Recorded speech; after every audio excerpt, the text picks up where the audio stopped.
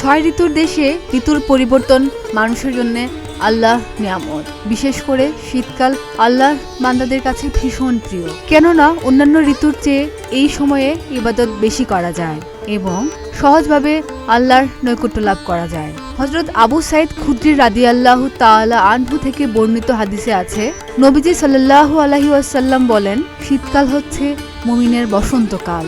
মুসনাদে আহমদ, হাদিস 11656। এমনকি হাদিসে শীতকালে জাহান্নামের আগুন থেকে মুক্তি চাওয়ার কথা বলা হয়েছে।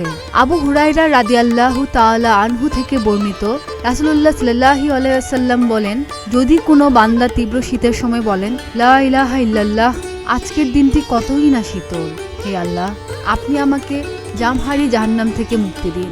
তখন আল্লাহ জাহান্নামকে লক্ষ্য করে বলেন, আমার এক বান্দা তোমার জাহান্নাম থেকে আমার কাছে আশ্রয় প্রার্থনা করেছে, আমি তোমাকে সাক্ষ্য রেখে বলছি, আমি তাকে মুক্তি দিলাম।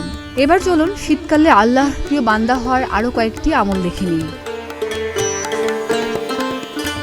শীতকালে সবচেয়ে বেশি কষ্ট পায় দরিদ্র ও ছিন্নমূল মানুষ, কেননা শীত নিবারণের মতো পোশাক পরিচ্ছদ সব মানুষের থাকে না। তাই সাধ্যমতো তাদের পাশে দাঁড়ানো ঈমানের দাবি।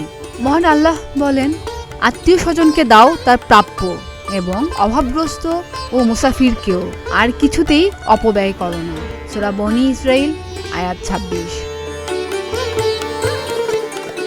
রোজা আল্লাহর সন্তুষ্টি ও নেকি লাভের অন্যতম মাধ্যম, আর বছরের অন্যান্য সময়ের চেয়ে শীতকালের দিন থাকে খুবই ছোট, এতে রোজা রাখা খুবই সহজ হয়। তাই এই সময় বেশি বেশি রোজা রাখা যায়। হযরত আমের ইবনে মাসউদ রাদিয়াল্লাহু তাআলা আনহু থেকে বর্ণিত হাদিসে আছে, রাসূলুল্লাহ সাল্লাল্লাহু আলাইহি ওয়াসাল্লাম বলেন, শীতকালের গনিমত হচ্ছে এই সময় রোজা রাখা। তিরমিজি 795। শীতকালে রাত অনেক লম্বা হয়, লম্বা সময় ঘুমিয়ে আবার শেষ রাতে তাহাজ্জুদ পড়া সহজ হয়, তাই এই সময় তাহাজ্জুদ পড়তে পারেন। আল্লাহ তাআলা মুমিনদের সম্বন্ধে বলেন, তাদের পার্শ্ব সজ্জা থেকে আলাদা থাকে, তারা তাদের পালনকর্তাকে ডাকে ভয়ে ও আশায়, এবং আমি তাদেরকে যে রিজিক দিয়েছি তা থেকে ব্যয় করে। সূরা সেজদা, আয়াত 16।